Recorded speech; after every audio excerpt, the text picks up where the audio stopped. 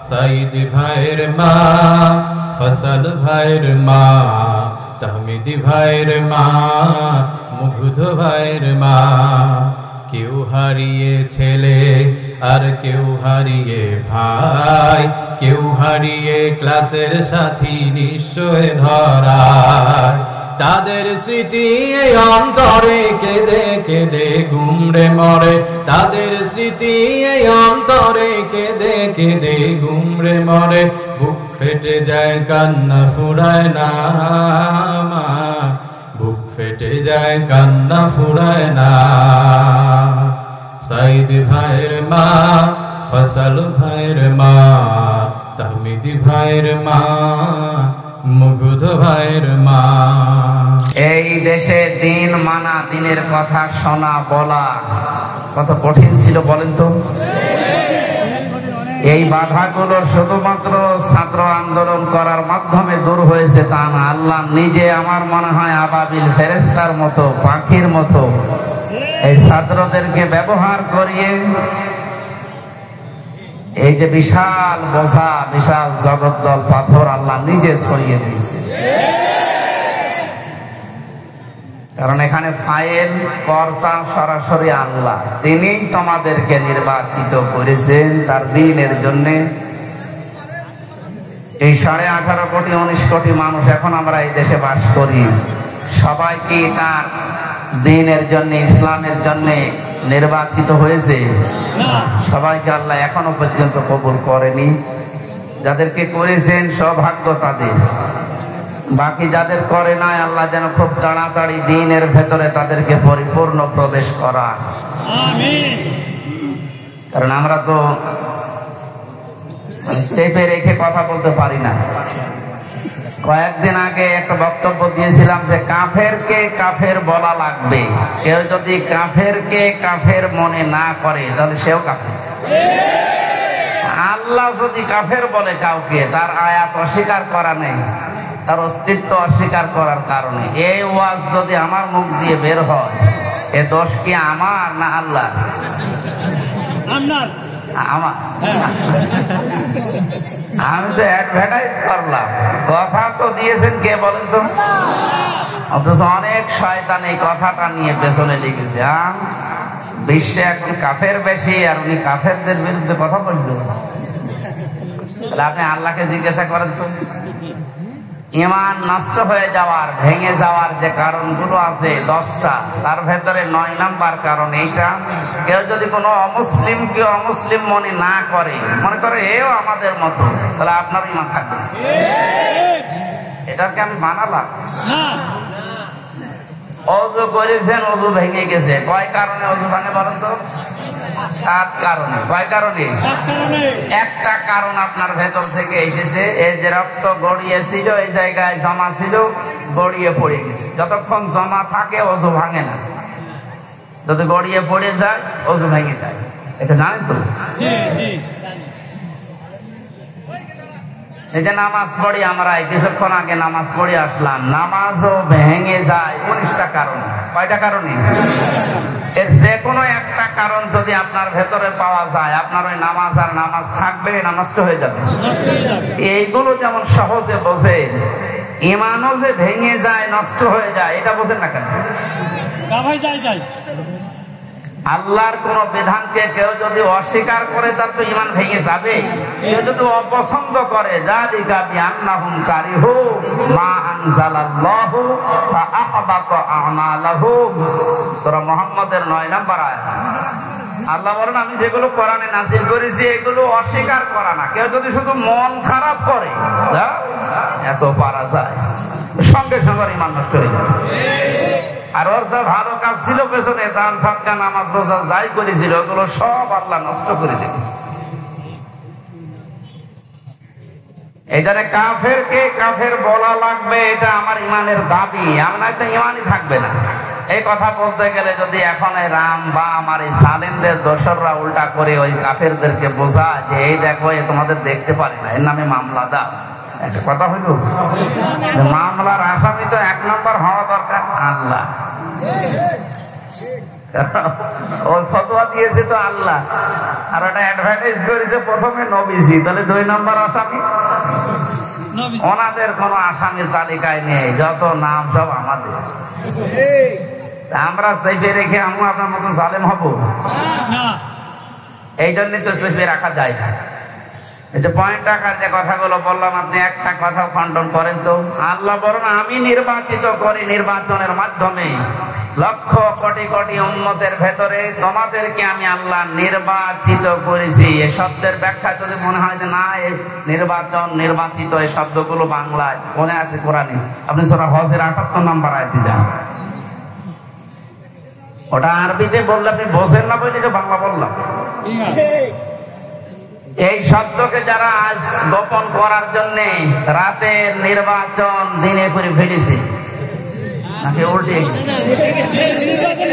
দিনের নির্বাচন রাত্রে করেছে, আপনি তো নির্বাচিত না, এই জন্যই তো আপনাকে মানুষ দেখতে পারে না।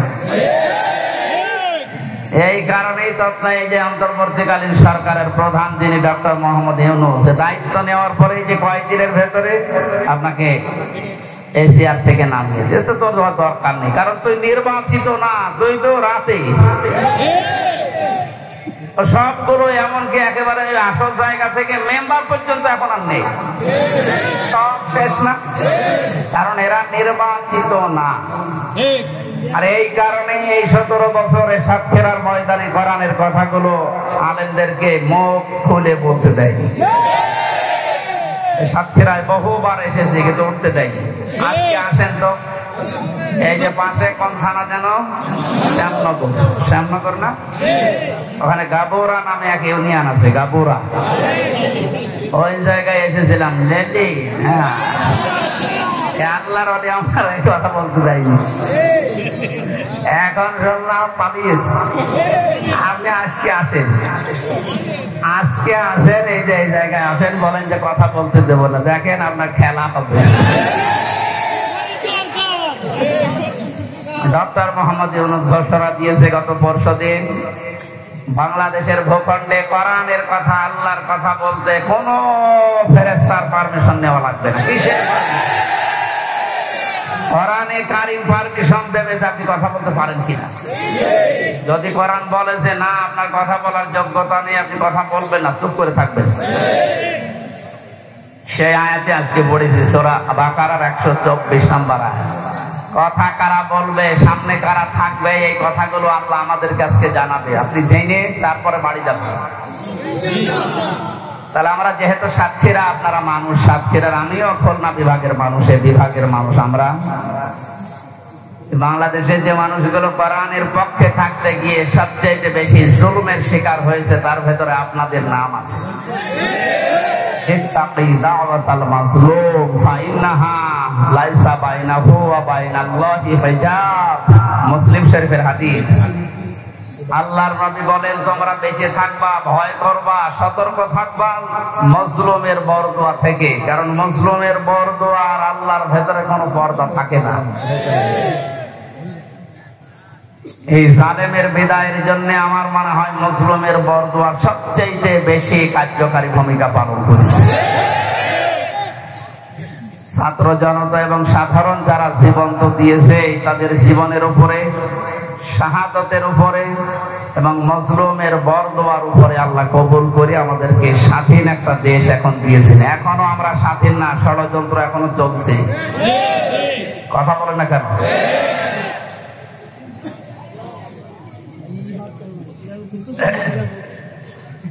আল্লাহ রাব্বুল আলামিন এই আয়াতের ঘোষণা দিয়েছেন, তিনি তোমাদেরকে নির্বাচিত করেছেন তার দ্বীনের জন্য।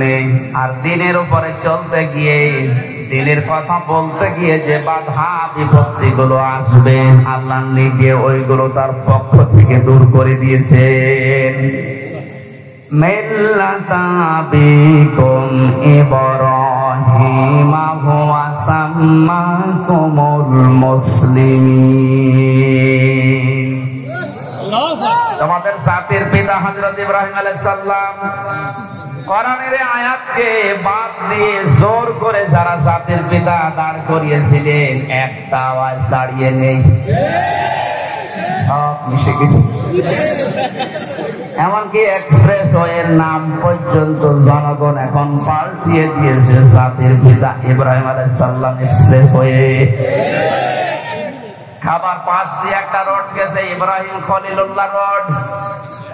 বাংলাদেশের বহু ব্রিজের নাম, বহু সেতুর নাম, বহু রোডের নাম এখন আমাদের যিনি আসল জাতির পিতা তার নামে নামকরণ অলরেডি হয়ে গেছে। এই জন্য কোরআনের উপরে মাস্তানি করে কিছু চাপিয়ে দিতে যাবে না, ওটা টিকবে না। কথা বলেন না কেন? কোরআনে সূরা হজের ভেতরে আল্লাহ মূর্তির বিরুদ্ধে কথা বলেছিলেন, মিথ্যা কথা থেকে বেঁচে থাকবা আর মূর্তি পূজা থেকে বেঁচে থাকবা। অথচ সেইটা জাতির উপরে মুশরিকদের কথা মতো অনেকেই চাপিয়ে দিয়ে মনে করেছিল অমর হয়ে যাবে। আমার তো এখন মনে হচ্ছে যত টাকা খরচ হয়েছিল এই ভুয়া জাতির পিতার জন্য সব টাকাগুলো এখন পানিতে ফেলেছে। এগুলো যদি মানুষের জন্য খরচ করতেন, এই মানুষগুলোই এই লোকটার জন্য হয়তো দোয়া করলে আল্লাহ কবুল করলেও করতো।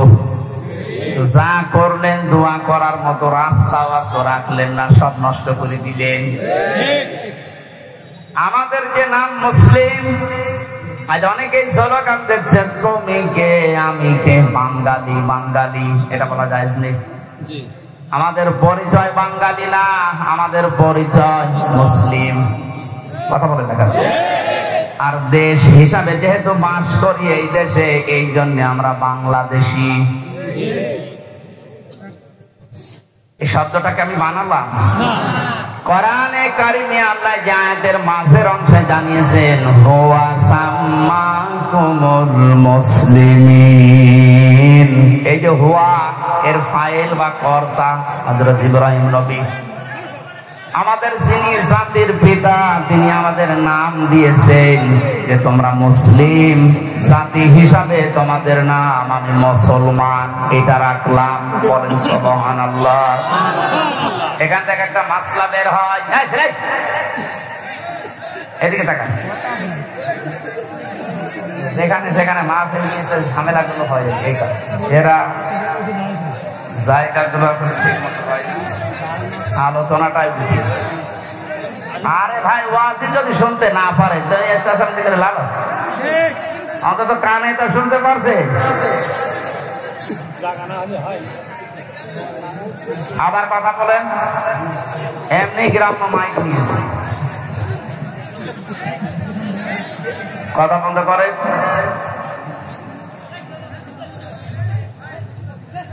নাকি ওদের এখনো কথা বলা লাগবে? নেন আপনাদের 30 সেকেন্ড সময় দিলাম, কথা বলেন, এরপরে বলেন।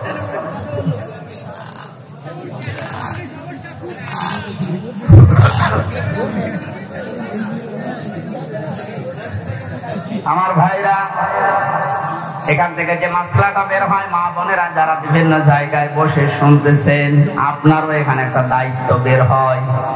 মার বাবা হিসাবে দায়িত্ব হচ্ছে সন্তান হওয়ার পরে মা বাবার প্রথম দায়িত্ব হচ্ছে তার একটা অর্থবোধক ইসলামী সুন্দর নাম রাখা। যেহেতু আমাদের পিতা হযরত ইব্রাহিম নবী তিনি জাতির পিতা হিসাবে জাতির নাম রেখে দিলেন মুসলিম বা মুসলমান, আমরা যারা সন্তানের মা বাবা হব আমাদের প্রথম দায়িত্বই হবে একটা অর্থবোধক নাম রাখা। এটা আমাদের জাতির পিতা ইব্রাহিম আলাইহিস সালাম থেকে আমরা পেয়েছি। মাজলুমের দোয়া থেকে বেঁচে থাকার জন্য নবীজি আহ্বান জানিয়েছেন। এদেশের সবচাইতে বড় মাজলুম যারা ছিল তারা আলেমেরা। আজকে যার নাম দিয়েছেন শহীদ আল্লামা দেলাওয়ার হোসাইন সাইদি, মানে কত বড় মাজলুম, 13টা বছর এক ঘরের ভেতরে কাটিয়ে গেল। দোয়া করতেন মাঝে মাঝে, রব্বুল আলামিন আমাকে সাধারণ ভাবে মরণ দিও না, আল্লাহুম্মা ইন্নী আসআলুকা শাহাদাতান ফি সাবিলিক, তুমি যদি মরণ দিও আমাকে শাহাদাতের মরণ দিও। আল্লাহ কবুলও করেছে, সাধারণ ভাবে মারা যায়নি, ওনাকে মারা হয়েছে। অন্যায় ভাবে যাকে মারা হয় ইসলামের দৃষ্টিতে তাকে শহীদ বলা হয়। কথা বলো না কেন? আবু সাইদকে যে অন্যায় ভাবে মারা হয়েছে, এরপরও যারা শহীদ বলতে রাজি ছিলেন না, এখন চাপে পড়ে তারাও শহীদ বলছে।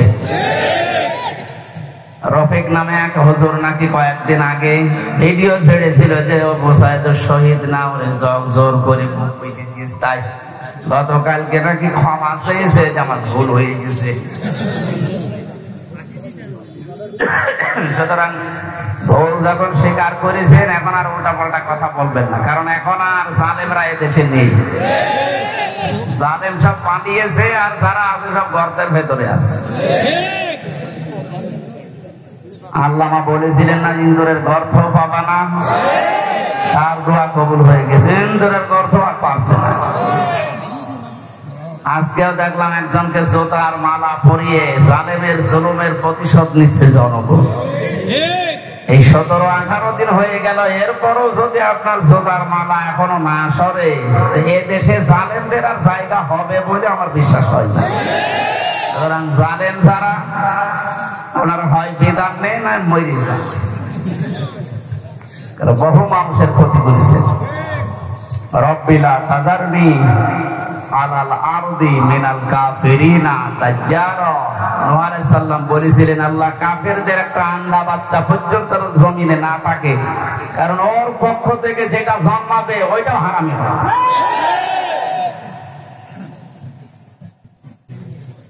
বড় মুসলমানের দোয়া কবুল হয়ে একবারে গিয়ে দিল্লি পড়েছে। আর একটা ছোট হুজুর আমার সাথে ছিল জেলখানায়, রফিকুল ইসলাম মাদানী। পিসকে হুজুর বলে, পিসকে না, ওর বয়স এখন 30 বছর। ও আমারে বলছিল, আমাকে যখন রিমান্ডে নিয়েছে প্রশাসন নিয়ে, হাতির ঝিলের আজ 12:30টার দিকে 1টার দিকে নিয়ে আমার পুরা উলঙ্গ করে হাতে সিগারেট লাগিয়ে অর্ধ উলঙ্গ মেয়ে মানুষ আমার পাশে দাঁড় করিয়ে ছবি তুলিস, ছেড়ে দেবো যে তুই এই চরিত্রের। ওই সময় আমি চোখের পানি ফেলে কেঁদেছিলাম। আর এক এসআই কে জিজ্ঞাসা করলাম যে, ভাই আপনারা যা করছেন আমার সাথে, এটা কি হারুন স্যার জানে? জানে না মানে? উনি তো করাচ্ছে, যেহেতু উনি মুসলিম। এই জন্য ছোট হুজুর দোয়া করেছে, আল্লাহ আমাকে যেভাবে সব উলঙ্গ করে ওরা দেখেছে, জাতিকেও দেখাবে বলে ওরা জানিয়ে গেল যে জাতিরে দেখাবো, তুমি অন্তত আর যাই করো হারুনকে ছেড়ো না। আল্লাহ এই জন্য ছাড়ে নাই। ওরে দুনিয়ায় আল্লাহ দেখায়নি, রাস্তায় বের হতে পারে না, বের হলে বলে 3 ইঞ্চি। শয়তানি করবে আর তোর ইজ্জত শেষ করে দিয়েছে।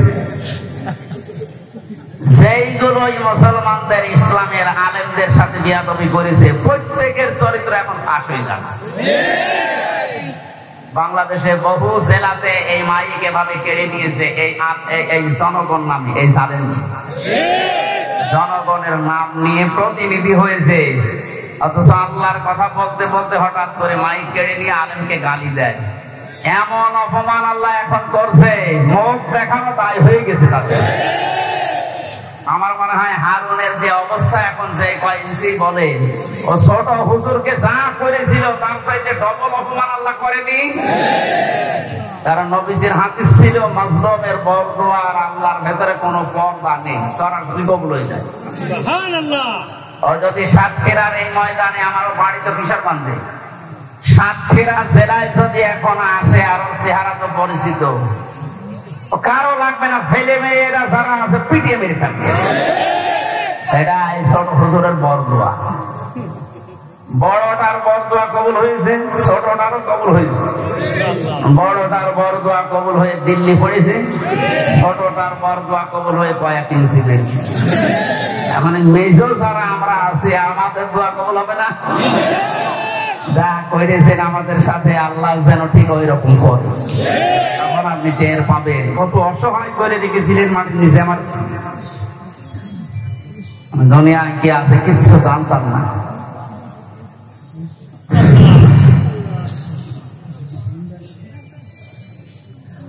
আমার ভাইরা, সাতক্ষীরার মানুষদেরকে, চাঁপাইনবাবগঞ্জের মানুষদেরকে, ঝিনাইদহ জেলার মানুষদেরকে বাংলাদেশের অন্যান্য মুসলমানেরা একটু বেশি ভালোবাসে, মন থেকে দোয়া করে, কারণ এরা ইসলামের জন্য যা হারিয়েছে আল্লাহ পাকের উদ্দেশ্যে যেন তাদেরকে জান্নাত দিয়ে পূরণ করে দেয়। যে আল্লাহ আমাদেরকে কোরআনে কারিমের কিছু কথা শোনার জন্য, আমাদের জাতির পিতা ইব্রাহিম আলাইহিস সালামের জীবনী থেকে হক কথা শোনার জন্য এই ময়দানে নিয়ে আসলেন। দিনের বেলায় আমাদের কাজ ছিল, সব কাজ বাদ দিয়ে কোরআনের এই ময়দানে যিনি নিয়ে এসেছেন, বলেন আলহামদুলিল্লাহ। দরুদ আর সালাম পড়ছি আমাদের নবী মুহাম্মদ রাসূলুল্লাহ সাল্লাল্লাহু আলাইহি ওয়াসাল্লামের প্রতি। আমরা তেলাওয়াত করেছি সূরা বাকারার 124 নম্বর আয়াত। তাফসীর আকারে কথা বলবো, দোয়া হবে শহীদদের আত্মার মাগফিরাত কামনা। শহীদদের মাগফিরাত কামনা করার দরকার নেই, কারণ আল্লাহ তাদেরকে নিজে খাওয়াচ্ছে।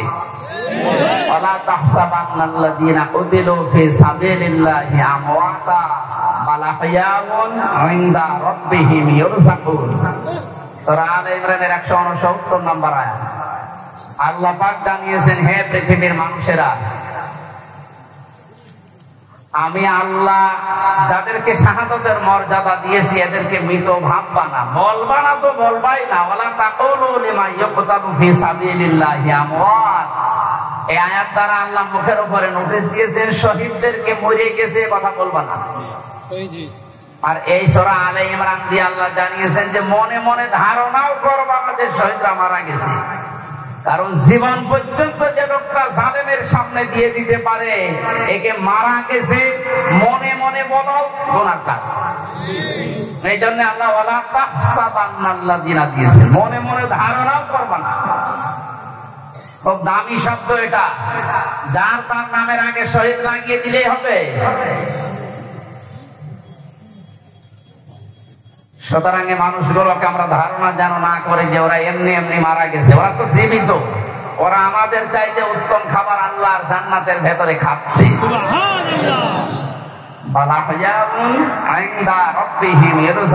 আল্লাহ বলেন ওরা জীবিত এবং আমি আল্লাহ নিজে ওদেরকে খাওয়াই।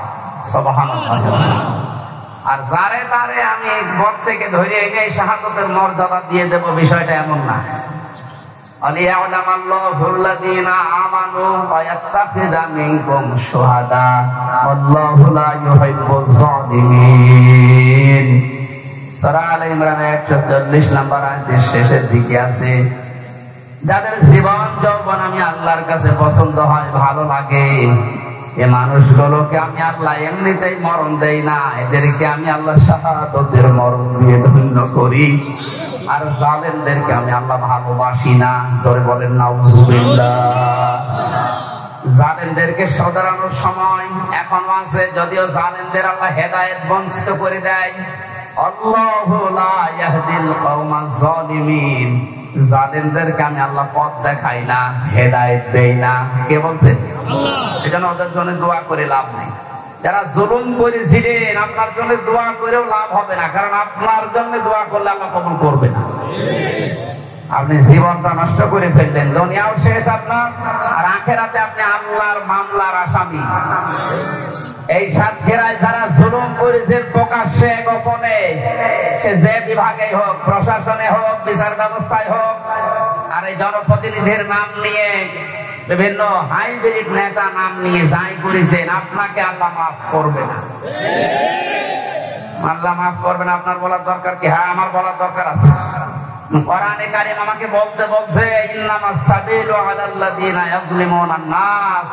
সূরা শুরা 25 নম্বর পারা 6 নম্বর পৃষ্ঠা 13 নম্বর লাইনের 42 নম্বর আয়াতের প্রথম অংশে আছে। আল্লাহ বলেন, হে নবী আপনি বলেন যে জালেমদের বিরুদ্ধে আমি আল্লাহ মামলা দেব।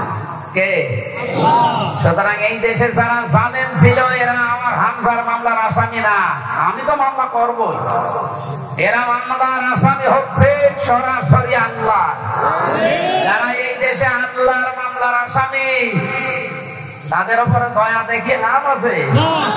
ওরা যেমন কষ্ট দিয়েছে, আমার মনে হয় ওদেরকে এরকম একটু কষ্ট দিয়ে বোঝানো দরকার যে দেখ ঠেলা কেন। আলেমদের গায়ে হাত দিয়ে শুধু না, পায়ে ডান্ডা বেড়ি দিয়ে, হাতে হ্যান্ডকাপ লাগিয়ে, যেটা লাগালে হাত কেটে যায়, মাথায় দড়ি দিয়ে, কালো কাপড় দিয়ে চোখ বেঁধে, গরুর মতো ছাগলের মতো টানতে টানতে নিয়ে যেতেন আদালতে। কত বড় মুরব্বী মুরব্বী আলেম আমি দেখেছি জেলখানায়। মাওলানা রফিকুল ইসলাম খান, অধ্যাপক মিয়া গোলাম পরোয়ার, এই খুলনা। এইরকম মানের মানুষ, ডাক্তার শফিকুর রহমান, মাওলানা মামুনুল হক, কত বয়স বলেন তো? 50-52 বছর বয়স, কারো 60-65 বছর বয়স। এইরকম মানুষদেরকে, যাদের জোতা টানার যোগ্যতা আপনার নেই, আর আপনি তার মাথায় দড়ি বেঁধে ডান্ডা বেড়ি দিয়ে টানতে টানতে নিয়ে যেতে ছাগলের মতো। এখন যেমন নিয়ে যাচ্ছে, ডিম মারছে মানুষ, এখন টের পাচ্ছেন যে কেমন লাগে।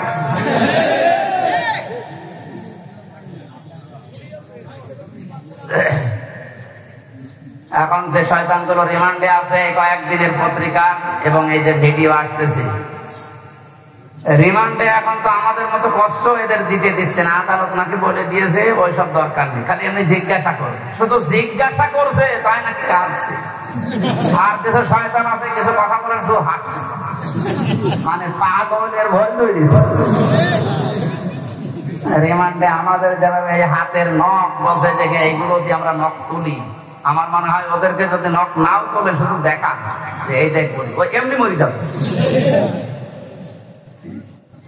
আমার ওই কাছের ঘরের ভেতরে মাটির নিচে যখন ওই যন্ত্রপাতি গুলো বের করে বলছিল যে এই দেখেন এইগুলো দিয়ে আমরা নখ তুলি, বলেন তো সব ওরা, আমি একা, পৃথিবীর কেউ জানে না, সব থেকে বিচ্ছিন্ন। কেমন লাগে ওই সময়।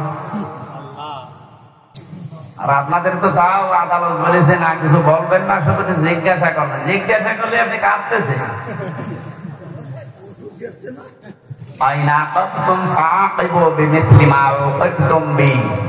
প্রতিশোধ নেওয়া জায়েজ আছে অতটুকু যতটুকু আমি অত্যাচারিত হয়েছি। ডাক্তার শফিকুর রহমান এই জন্য ঘোষণা দিয়েছেন, যাদের কারণে 17 বছর এই দেশের জনগণের বিভিন্ন সাইডে, দিক এবং বিভাগে অত্যাচারিত, জুলুম, নির্যাতন, মিথ্যা মামলা, ঘরে থাকতে পারে না, চাকরি বাকরি দেয়নি, এবং মিথ্যা মামলা দিয়ে শুধু শেষ করেনি, মিথ্যা সাক্ষী সাজিয়েছে। শুধু মিথ্যা সাক্ষী দিয়ে শেষ করে দিলে হতো, আবার সাজা লাগিয়ে কাউকে ফাঁসি দিয়েছে, কাউকে যাবজ্জীবন দিয়েছে। এইগুলো তো তারা জীবনও মাফ করবে না, কারণ যে ক্ষতি আপনি তার করে দিলে তার পরিবারের। এখন এই দেখে দেখে সব আইনের আওতায় নিয়ে আপনাদের ঠিক এইভাবে বিচার করা হবে। আপনাদের বানানো আইন, কথা বলেন না কেন? যে আইন বানিয়ে রেখে গিয়েছিলেন, এখন আপনি মরবেন ঠিক ওই আইনে। আয়না ঘর আপনি বানিয়েছেন। আয়না মানে চারিদিকে আয়না দেওয়া না, কোনো আয়না নেই। ওই জায়গায় এখন আপনাকে 10 দিন রাখি, আপনি দেখেন যে মানবতার সাথে কি ঠাট্টা আপনি করেছিলেন। এরপরও টিভির সামনে এসে, সাংবাদিকদের সাথে এসে আপনার বলতে লজ্জা করে না যে কেন জনগণ খেপে যাচ্ছে? আমি তো বুঝতে পারছি না, করতে পারছি না।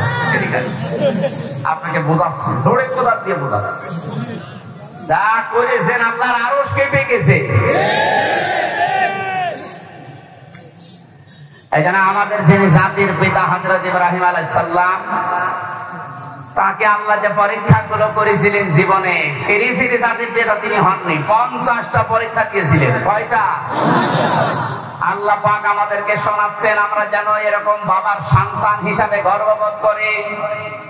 এদেশে আজও যারা এই কথা বলে, আমার কুষ্টিয়ায় ওই সময় যখন ছিলাম, ওই সময় যিনি এসপি ছিল, ওর নাম নিতে আমার ঘৃণা হয়। এই কোলাঙ্গা আমার নিজের অফিসে ডাক দিয়ে বল, হ্যাঁ আপনি জাতির পিতা, ওনাকে মানেন না? ইব্রাহিম আলাইহিস সালামের কথা বলেন। কি গো, আমি বলি এটা কোরআন বলিস না, ওইটা বলা যাবে না। এই দেশ স্বাধীন করার জন্য জাতির পিতা যা করেছে, ওনাকে ভোলা যাবে না। ভোলার দরকার নেই, ওনার কর্মকাণ্ড তুলে ধরে। কিন্তু জাতির পিতা এই শব্দটা আল্লাহ নিজে কোরআনে জানিয়েছেন, মিল্লাতা আবিকুম। শুধু তোর একা না, কম বহু বছর তোদের সবার জন্য, যারা দাবি করে যাবে মুসলিম, তাদের জন্য জাতির পিতা হিসাবে ঘোষণা দিলাম একজনের নাম। তার নাম ইব্রাহিম। তার নাম কি? এমনি এমনি হয়েছিলেন? এবার আসেন আল্লাহ কি জানাচ্ছেন, ওয়াইদ বাতালা ইব্রাহিম রাব্বুহু বিকালিমাতিন ফাআতাম্মাহুন্না। আল্লাহ পাক বলেন আমার নবী ইব্রাহিমকে আমি আল্লাহ পদে পদে পরীক্ষা করেছিলাম, আর প্রতিটি পরীক্ষায় তিনি উত্তীর্ণ হয়েছিলেন। যতগুলো বাক্য দিয়ে, যতগুলো কাজ দিয়ে তাকে জীবনে পরীক্ষা করলাম, তোমাদের যিনি জাতির পিতা, তোমরা যার সন্তান হিসাবে গর্ববোধ করো, তোমাদের এই বাবা কোনদিন ফেল করেননি। সাতক্ষীরার মানুষেরা আপনারা পরিচয় দিয়ে গর্ববোধ করবেন, কারণ আপনারা ফেল করেননি।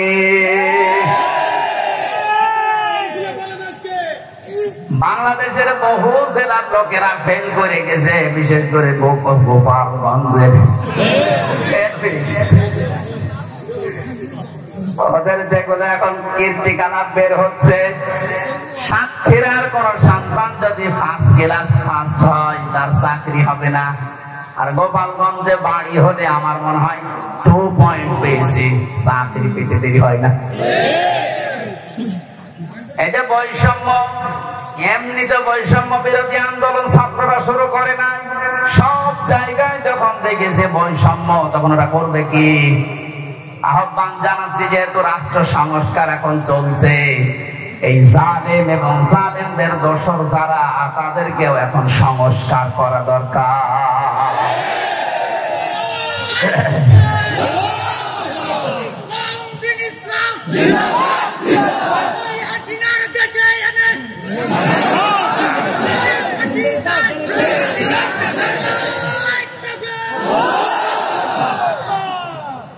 সাতক্ষীরাবাসী 50টা পরীক্ষার ভেতরে আমি পেয়েছি ঈমান সম্পর্কে পড়া কোরআনে আল্লাহ জানিয়েছেন, তোমাদের পিতাকে 10টা পরীক্ষা করেছিলাম। ঈমান সম্পর্কে 10টা পরীক্ষায় তিনি প্রতিটিতে উত্তীর্ণ হয়েছিলেন। তিনি সর্বপ্রথম ঈমান আনার জন্য খুঁজছিলেন যে কাকে বিশ্বাস করা যায়, কাকে বিশ্বাস করা যায়। আকাশের তারকা দেখার পরে মনে করলেন এইটাই আমার খোদা, এইটাই আমার রব।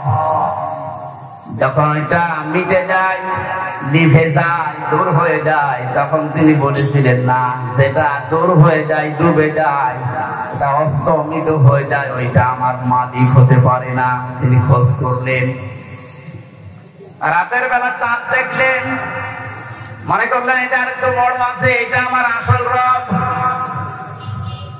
সকালবেলা যখন দেখলেন না, ওইটাও আর নেই, মিলিয়ে গেছে, বললেন না, যেটা ডুবে যায় এইটা আমার মালিক হতে পারে না। কোরআনে কারিমে আল্লাহ সূরা আনআমের ভেতরে এগুলো আমাদেরকে শোনাচ্ছেন শিক্ষা নেওয়ার জন্য। এখানে একটা শিক্ষা বের হবে, ভালো করে তাকান। দ্বিতীয় নম্বরে, সকালবেলা যখন সূর্য দিগন্তে দেখলেন যে পূর্ব দিগন্তে সূর্য উঠেছে, আস্তে আস্তে যখন বড় হতে লাগে, তখন রোদ যখন হয়, তখন বললেন এইটা আমার রব হবে, এইটাই আমার খোদা হবে। সন্ধ্যাবেলা যখন ওইটা পশ্চিম আকাশে মিলিয়ে যায়, বললেন না, যেটা অস্তমিত হয়, ডুবে যায়, ওইটা আমার মালিক হতে পারে না। জাতিকে তিনি জানালেন, ইন্নী ওয়াজ্জাহাতু ওয়াজহিয়া লিল্লাযী ফাতারাস সামাওয়াতি ওয়াল আরদা হানিফাও ওয়া মা আনা মিনাল মুশরিকিন। সূরা আনআমের 79 নম্বর আয়াত। হযরত ইব্রাহিম নবী জাতিকে ডাক দিয়ে বললেন, হে আমার জাতির লোকেরা, এতদিন পর্যন্ত যাদেরকে খোঁজ করে পেয়েছিলাম, একটা ওই স্থায়ী না, সব অস্থায়ী, সব অস্তমিত হয়ে গেছে, ডুবে গেছে। আমি আমার এই চেহারাকে ধরিয়ে দিলাম ওই আল্লাহর দিকে, যিনি আসমান আর জমিনের উদ্ভাবক, যিনি বানিয়েছেন এটা হানিফা। আমি একনিষ্ঠ ভাবে ঘুরলাম আল্লাহর দিকে। আমান আমিনাল মুশরিকিন, আর আমি মুশরিকদের অন্তর্ভুক্ত না।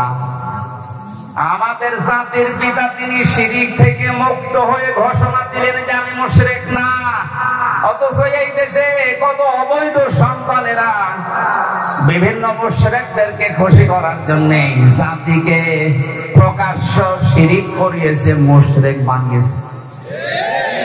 বিভিন্ন স্কুল কলেজে আমি দেখেছি, ভিডিও দেখেছিলাম, একটা মূর্তি সামনে নিয়ে, ছবি সামনে নিয়ে ছেলে মেয়েরা যে মাথা নিচু করে সম্মান জানাচ্ছে।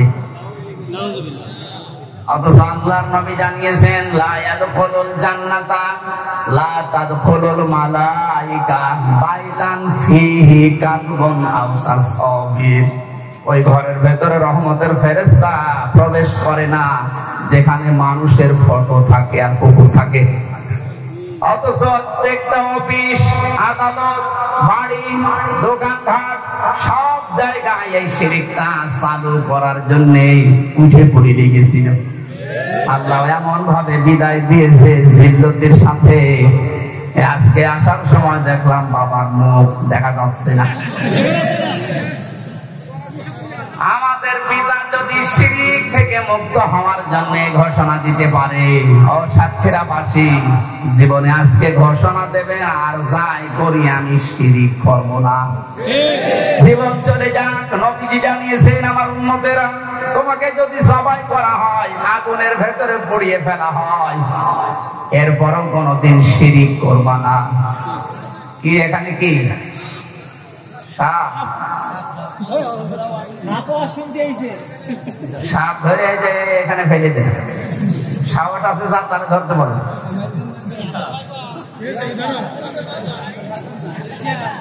ঘোড়া সাপ আর কি ওর অপশনের সাথে আর জীবন যৌবন সব শেষ। সাহস যার আছে তারা বলেন যে মাথা চেপে ধরে এদিকে ফেলে দিতে। কি হলো, আপনি কি ওটা হাতে করে বসে আছেন? আসেন, মেরে ফেলেছেন, মেরে ফেলা ঠিক হয়। আমার ভাইরা, ইব্রাহিম আলাইহিস সালাম তিনি অনুসন্ধান করে খোঁজ করে পেয়েছিলেন কাকে? বলেন না কেন? আর আমাদেরকে এই জাতির আলেমরা নবীর ওয়ারিসরা চোখে আঙ্গুল দিয়ে দেখায়, এরপরও আমরা সত্যকে সত্য জানার পরও মানতে চাই না। তাহলে উনি ইব্রাহিম আলাইহিস সালাম জাতির পিতা হয়েছিলেন প্রথম পরীক্ষায় পাস। তিনি ঈমানের 10টা পরীক্ষা দিয়েছিলেন। এখানে আমরা 3টা পেয়েছি, একটা তারকা দিয়ে, একটা চন্দ্র দিয়ে, আর একটা সূর্য দিয়ে। রব্বুল আলামিন বলেন তাকে আমল সম্পর্কে আমি পরীক্ষা করেছিলাম 30টা। প্রতিটি আমলে হযরত ইব্রাহিম আলাইহিস সালাম তিনি পাস করেছিলেন। জোরে বলেন সুবহানাল্লাহ। হযরত ইব্রাহিম আলাইহিস সালাম যে 30টা পরীক্ষা দিলেন আমলের, এটা সূরা তাওবার ভেতরে পেয়েছি 112 নম্বর আয়াতে 10টা, সূরা মুমিনুনের 1 থেকে 10 নম্বর আয়াত পর্যন্ত 10টা, সূরা আহজাবের 35 নম্বর আয়াতে 10টা।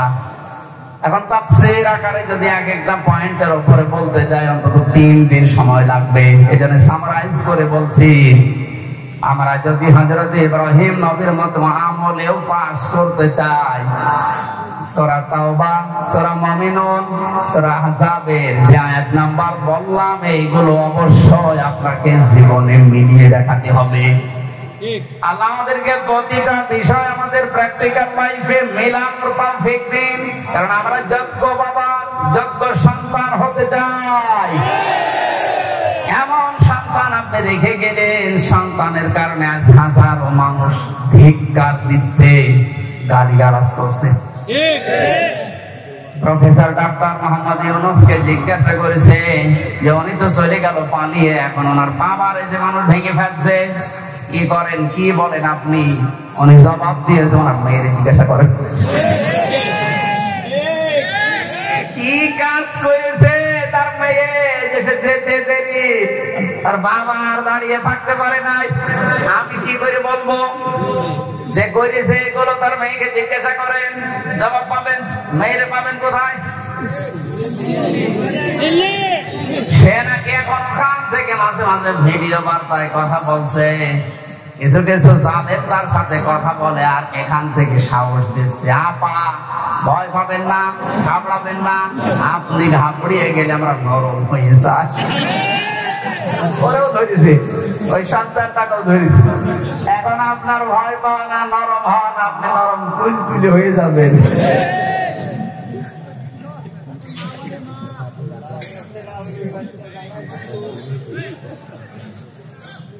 এর এরপরে পেয়েছে ফিতরাত বা স্বভাব সম্পর্কে তিনি 10টা পরীক্ষা করেছিলেন। এটা মারেফাল কোরআন, তাফসিরে হাক্কানি, এগুলোতে পাবেন। আমি একটা একটা করে এবার তাফসির আকারে পয়েন্ট আকারে বের করছি। হযরত ইব্রাহিম আলাইহিস সালামকে তিনি পরীক্ষা করেছিলেন। এটা আম্বিয়ার ভেতরে আছে 51 থেকে 59 নাম্বার আয়াত পর্যন্ত। আমি আয়াতগুলো লম্বা করে বলতে গেলে দেরি হয়ে যাবে, কারণ সামনে আযান, মাগরিবের পরে আবার অনুষ্ঠান আছে সদরে, এজন্য তাড়াতাড়ি করছি। মোবাইলে তুলে নিতে পারেন, রেকর্ড হচ্ছে, কালকে এগুলো মিলাবেন। আমি 1 ঘন্টায় আর কি বলবো, যার তথ্য দিচ্ছে এগুলো মিলিয়ে যদি জীবন চালাতে পারেন, আপনি যোগ্য বাবার যোগ্য সন্তান হিসাবে মাথা উঁচু করে দাঁড়াতে পারবেন। জীবন চলে যান, আপনি মারা যান, আর যাই হোক না কেন জীবনে যেন কোনোদিন শিরিক করবেন না। মা বোনদের ভেতরে এটা অনেক বেশি। আল্লাহ যেটা পারে ওইটা অন্য কেউ পারে, এই কথা বিশ্বাস করার নাম হচ্ছে শিরিক। এক কথায় উত্তর দিয়ে দিলাম, আল্লাহ যেটা পারে ওইটা অন্য কেউ পারে, এই কথা বিশ্বাস করার নাম কি? আপনার আমল, নামাজ, রোজা একটু কম হোক, আল্লাহ মাফ করবে, কিন্তু শিরিক করলে কোনো মাফ নেই। কথা বুঝতেছে? আপনারা 5 ওয়াক্তের জায়গায় 15 ওয়াক্ত নামাজ পড়া লাগবে না, সারা দিন আপনারা সারা রাত রোজা রেখে কাটান লাগবে না, এরকম না। আপনি আমল একটু কম হোক, কিন্তু শিরিক যেন না। এই জন্য উনি ঘোষণায় দিয়েছিলেন, ওমা আনা মিনাল মুশরিকিন, আমি মুশরিক না, আর যাই হোক আমি কি না। আর এমন একটা জায়গায় আমরা পৌঁছে যাচ্ছিলাম যে আমরা বলতে বাধ্য হচ্ছিলাম যে আমি দাদা। কথা বলেন না কেন? কি একটা মারাত্মক অপরাধ থেকে আল্লাহ আমাদেরকে বাঁচিয়ে দিয়েছেন। কিয়ামতের ময়দানে সবচেয়ে বড় কঠোর আযাব দেবেন আল্লাহ মুশরিকদেরকে। فقدمنا إلى ما عملوا من عمل فجعلناه هباء منثورا। সূরা ফুরকানের ভেতরে আছে, আল্লাহ বলেন কিয়ামতে যখন আমলনামার সামনে আসবে, যদি শিরক কিছু পায়, ওটা ধুলি কণার মতো মুখের উপরে নিক্ষেপ করে বলবো তো কোনো বিচার নেই। জোরে বলেন নাউযুবিল্লাহ। সাতক্ষীরাবাসী আমি জানি এই সমস্ত জেলাতে ইসলামী আন্দোলন একামতে দ্বীনের সৈনিকরা, মা বোনেরা বেশি। আপনাদের আর যাই হোক শিরিক করবেন না। আপনাদের যতটুকু আছে আল্লাহ জান্নাত দেবে আমি আশা করি, কিন্তু শিরিক থাকলে সমস্যা। কিয়ামতে আল্লাহ একটা প্রাচীর বানিয়ে রাখবেন আরাস, ওখানে কিছু মানুষকে নারী পুরুষ দাঁড়িয়ে থাকবে। এই জান্নাতেও যাবে না, জাহান্নামেও যাবে না। সাহাবী প্রশ্ন করলেন, হে নবী ওরা জান্নাতে যাবে না কেন? বিশ্ব নবী বলেন, সাহাবীরা এই মানুষগুলো দুনিয়াতে মা বাবার সাথে খারাপ আচরণ করেছিল, এই কারণে আল্লাহ তাদেরকে জান্নাত দিচ্ছে না। যারা এখানে আছেন হাতে পায়ে ধরে বলছি, আমল কম হোক, আখলিস দীনাকা ইয়াকফিকাল আমালুল কলিল। তোর ঈমানটা খাঁটি করবি, নির্ভেজাল করবি, শিরিক মুক্ত করবি, আমল কম হলো আল্লাহ তোরে জান্নাতে দিয়ে দিবে। মা বাবার সাথে আজ আমরা অনেকেই খারাপ আচরণ করতে বাধ্য হচ্ছে। এর পেছনে যারা কল কাটি নাড়ায়, তারা অধিকাংশ পরিবারে খোঁজ খবর নিয়ে দেখলে দেখা যায় তার স্ত্রী দায়ী।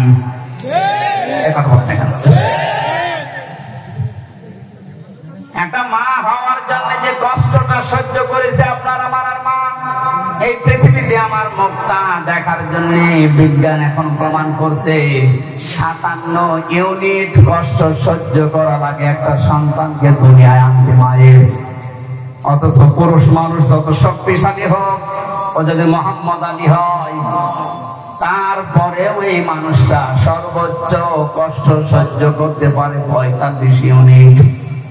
এর উপরে কষ্ট সহ্য দিলে ও মারা যাবে। একটা মা দুনিয়ায় আমার মুখ দেখতে গিয়ে 57 ইউনিট কষ্ট সহ্য করে তারপরে আমি দুনিয়ায় এসেছি। এই জন্য আল্লাহ আরাফ নামক প্রাচীর দিয়েছে, এদেরকে জান্নাতে দেখছেন। এই প্রথম কারণ। যারা বিভিন্ন জায়গায় বসে কথা শুনছেন, আপনাদেরকে আমি জান্নাতে নিতে চাই, জান্নাতে নিতে চাই। এই জন্য বলছি, দুনিয়া কি হবে কয়দিন যাবে না। মা বাবার সাথে খারাপ আচরণ যেন আপনার স্বামী না করে, বারবার তাকে পথে রাখেন, বোঝান। এমনকি তার নিকট আত্মীয় স্বজন যারা আছে, তার বোন আছে, তার ভাই আছে, তার চাচা আছে, ফুফু আছে, এগুলোর সাথে যেন সুন্দর আচরণ করে, তাদের হক আদায় করে, সমর্থ অনুযায়ী তাদের দেখাশোনা করে, টাকা পয়সা তাদের উপরে খরচ করে, এটা উদ্বুদ্ধ করেন।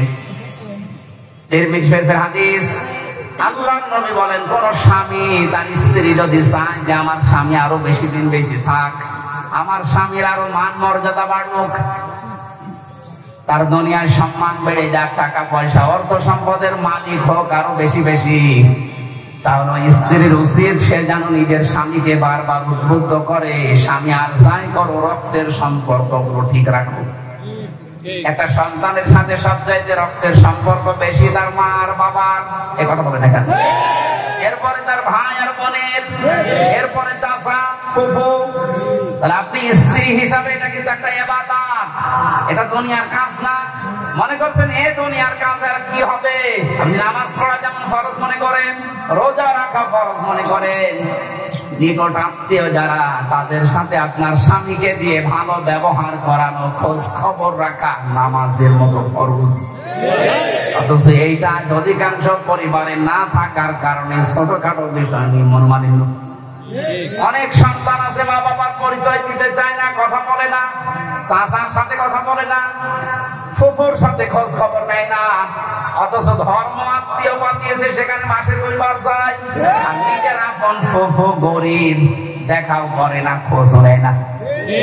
আপনার নামাজ কবুল হবে না, আপনার এই বোরকা পরা পর্দা করা বেকার হবে।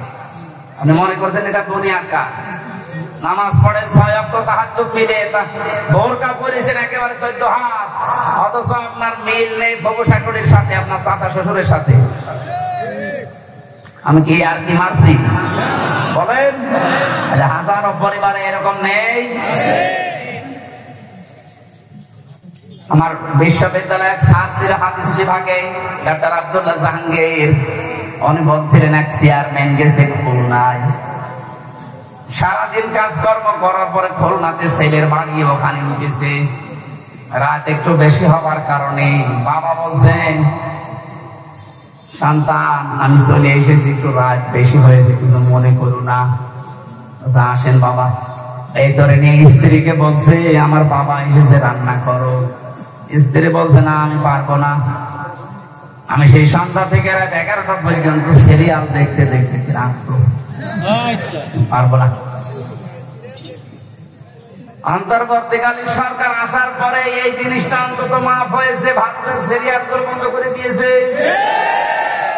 এখন আছে আমার মনে হয় অনেক মহিলা বড় দোয়া দিয়েছে, যেই বলেছে পারবো না, ওগুলো আপনার বাবা, আপনি রান্না করে খাওয়ান। চিন্তা করছে এখন যদি মারধর করে, যদি উচ্চবাচ্য করে আমার বাবা আবার জেনে ফেলবে। ঠিক আছে, কিছু না বলি বাবাকে বলছে, আব্বা তুমি কি খেয়ে এসেছো? ছেলে বাড়ি তো খেয়ে যায়, ও তো সব কথা শুনে ফেলেছে, লজ্জার খাতিরে বলছে, ঠিক আছে খাওয়া লাগবে না, আমি খেয়ে এসেছি। রাত 12:30টায়, মাত্র 1.5 ঘন্টা পরে এসেছে। আর একটা সাইডে এসে কলিং বেল চাপ দিয়েছে, বাইরে যেয়ে দেখে ওর ছোট শালা। আচ্ছা দোলা ভাই চলে আসলাম, আসো তোমার দিয়ে খেলা শুরু হবে। স্ত্রীকে বলছে, ওঠো না, তোমার ভাই এসেছে। এবার আমি একটু বাড়িয়ে বলছিলাম, ভাই এসেছে, এবার উঠে রান্না বান্না করলেন। আগের যেটা ছিল ওইটাও যদি আচরণ করতেন, আমার মনে হয় কোন সংসারে বাংলাদেশে আলাদা হইতো না। এত ছোট কেন? একটু বড় করতে পারেন না? আর শুধু এই ক্ষেত্রে স্ত্রীরই দোষ না, অনেক মা বাবা আছে নিজের মেয়ের ভুল হলে মাফ করে দেয়। আর পুত্রবধূ একটা লোকের মেয়ে, ওর পান থেকে চুন খসলে আগে ছেলের কানে কানে দিতে দেয়। এইটা মা বাবা না, এটা ডাইনি। মরণের সময় বেঈমান হয়ে মারা যাবে, শ্বশুর শাশুড়ি ইমান পাবে, কারণ কষ্ট দিয়েছে মানুষকে। কাকে? যার অধিকার নষ্ট করেছেন, কষ্ট দিয়েছেন, আগে তার কাছে মাপ চাবেন। সে যদি মন থেকে মাপ করে দেয়, এরপরে আল্লাহ মাফ করবে। সুতরাং এরকম শ্বশুর শাশুড়ি এই ডাইনি মার্কা আছে না নেই? কারা আছেন এরকম হাত করেন তো?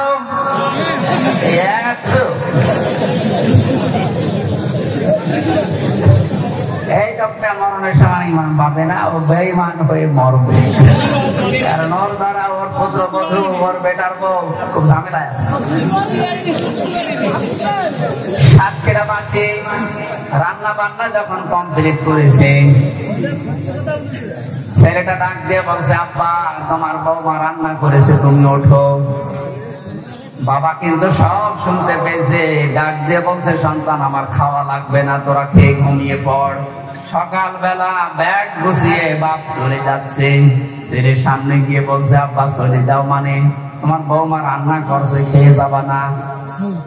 চোখের পানি ফেলে দিয়ে বাবা বলে, সন্তান আমি যেদিন তোর শালা হব ওইদিন খেয়ে যাবো। শুধু হাসির খোরাক কিনা, এটা বাস্তবতা। শুধু আমার ওই কুষ্টিয়া জেলার ওই চেয়ারম্যান শুধু এরকম আচরণ পেয়েছে, বাংলাদেশে বহু পরিবারে অনেক মুরব্বী এখন ঠিক ওই রকমই আছে। একটা মায়ের পেটে 8টা 10টা 12টা 15টা সন্তানের জায়গা হয়, অথচ এই মা বাবা শেষ বয়সে এসে গেলে এই 15টা বাড়ি মিলে মা বাবার জীবন চলে না, তখন পানা পানি করে খাওয়ায়। নাউযুবিল্লাহ মিন যালিক। আমার মনে হয় মুরব্বী হয়ে গেলে এদেরকে নিয়ে 15টা সন্তান 5টা সন্তান এরা কাড়াকাড়ি করবে, কারণ এদের পেছনে যা খরচ করবে সবগুলো সাদগা দেওয়ার মতো সওয়াব হবে। আর আমরা যারা সন্তান আছি আমরা চাইও এটা, কিন্তু আমরা পারি না। অধিকাংশ পরিবারে বোরকা করে, এটা একটু বেশি বলে ফেললাম। যারা পারেন না বোর কারণে হাত তোলেন তো ভাই, সত্যি কথা বলেন, হাত তোলেন।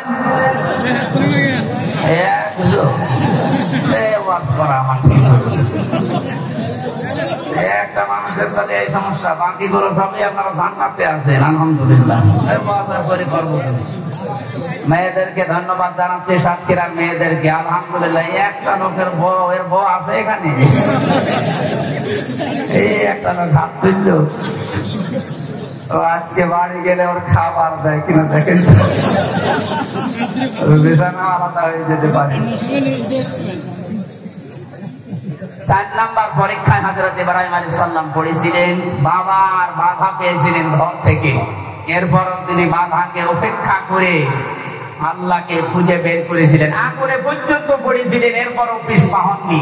এরকম ইব্রাহিম নবীর সন্তানদের জীবনের সামনে পদে পদে পরীক্ষা আসতে পারে। ঘর থেকে, বাবার কাছ থেকে, মায়ের কাছ থেকে, স্ত্রীর কাছ থেকেও বাধা আসতে পারে। দিনের উপরে চলতে গিয়ে পিছপা হওয়া যাবে। এই পয়েন্টটা আমার নিজের দিকে তাকিয়ে বলছে, আমিও যেন পিছপা না হই। দুনিয়া একদিকে যাক, ইসলাম থাকবে আমার সামনে ইনশাআল্লাহ। দিন কায়েম করা এটা আমার জীবনের মূল লক্ষ্য এবং আসল কাজ। এটা জীবনের মেইন কাজই এইটা। পৃথিবীর প্রত্যেকটা নবীকে আল্লাহ বলেছিলেন আনাকিমুদ্দিন, যে আমার ইসলাম কায়েম করে, এই বিষয়ে কোনো মর্যাদার করবেন না, কারো বাধা মানবেন না। সুতরাং আমরা যেহেতু এই পৃথিবীতে দিনের খাদেম, কামলা, লেবার, যতদিন পর্যন্ত জীবনের শেষ দিন না আসে, বেতন হিসাবে জান্নাত পেয়েছি ঘোষণা না পাই, ততদিন পর্যন্ত আমাদের কোনো থামাথামি নেই। নামাজ যেমন ফরজ মনে করে পড়ি, রোজা যেমন ফরজ মনে করে রাখি, দিন কায়েম করবো, আন্দোলন করবো, এইটাও ফরজ মনে করি।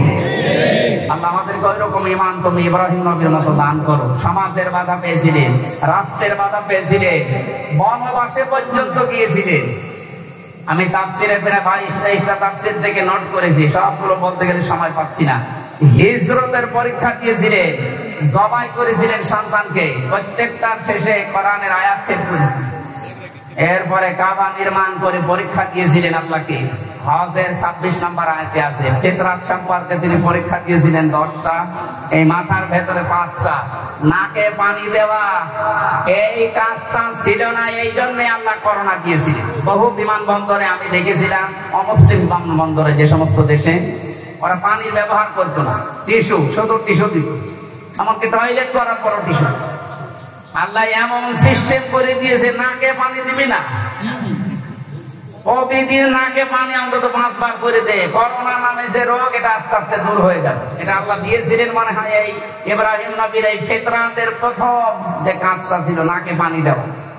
কত রকমের জার দিনের ভেতরে আপনার নাক দিয়ে যায়। যত পরিষ্কার থাকবে তত রোগ থেকে আল্লাহ আপনাকে বাঁচাবে, এটা বিজ্ঞানসম্মত। 2 নম্বরে প্রতিদিন অন্তত কারণে অকারণে কুলি করুন। মুখের ভেতরে যে সমস্ত জার গরু আছে কুলি করার দ্বারা আল্লাহ দূর করে দেয়। আমাদের জাতির পিতা ইব্রাহিম থেকে এগুলো পাওয়া। 3 নম্বরে তিনি মেসাক করতেন, হয় মেসাক করবে কোন ডাল, কাঁচা ডাল দিয়ে, তাহলে দাঁত ভালো থাকবে। যদি এরকম ব্যবস্থা না হয় বিরাজ ব্যবহার করতে পারেন। 4 নম্বরে তিনি গোপ দাড়ি কাটতেন, কিন্তু মুষ্টির উপরে। প্রত্যেকটি নবীর দাড়ি ছিল 1 মুষ্টির নিচে। এরপরে ওনারা দাড়ি কাটা জায়েজ আছে, এর উপরে দাড়ি কাটা জায়েজ নেই। মস্কে বড় রাখা যাবে না, যদি ছোট ছোট করে রাখতে পারে জায়েজ আছে। একেবারে রবীন্দ্রনাথ ঠাকুরের মতো রাখলে দই খেতে পারবে। এরপরে তেল ব্যবহার করতেন প্রত্যেকটি নবী। আমাদের জাতির পিতা ইনি শিখিয়েছেন তেল ব্যবহার করা। এখন তো ফ্যাশন হয়ে গেছে, মেয়েরা পর্যন্ত এখন আর মাথায় তেল দিতে চায় না। তত শ্যাম্পু দেওয়ার পরে চুল ফুলিয়ে থাকতে চায় কন্ডিশনার দিয়ে। না, মেয়েদের চুল হচ্ছে শুধুমাত্র স্বামীর জন্য। এই মাসলাটা মনে রাখবেন, স্বামী বাদে মেয়েদের চুল তার বাবাকে দেখানো যায় না। শুধু হালকা জায়েজ আছে দুলাভাইকে দেখানো। এরপরে খাতনা করা, সেইটা যারা আছে খাতনা করা দরকার, যারা করেননি দিয়ে দেবেন। এটা অনেক রোগ থেকে বাঁচাবে। নাভির নিজের লোম পরিষ্কার করা, ঢেলা কুলুপ ব্যবহার করা, নখ কাটা 7 দিনে একবার, এরপরে বগলের লোম পরিষ্কার করা। এই 10টা ইব্রাহিম নবীর ফিতরাত বা স্বভাব ছিল। আমাদের জাতির পিতা আমাদেরকে যা দিলেন, আগামীতে কোনো জায়গায় নিয়ে আসলে রাতের বেলা মাহফিল দেবেন। দিনের বেলা আসলে কথা বলা যায় না, আমি তাফসীর আকারে কথা বলবো, আর গলা ব্যথা করছে। রাত্রে আবার মাগরিবের পরে আছে, যেহেতু শেষ করে দিলাম। আল্লাহুম্মা আমিন। আমার জেলখানায় বসে যে বইগুলো মেয়েদের জন্য লিখেছিলাম পারিবারিক জীবন নিয়ে, এখানে আছে, যেখানে আছে সামনে আছে মনে হয়, মেয়েদেরকে দিয়ে দেবেন নিয়ে। মেয়েকে, মাকে, বোনকে, ফুফুকে, এদেরকে দেবেন, কাজে লাগবে। লা ইলাহা ইল্লা আনতা সুবহানাকা ইন্নী কুনতু মিনাজ জালিমিন।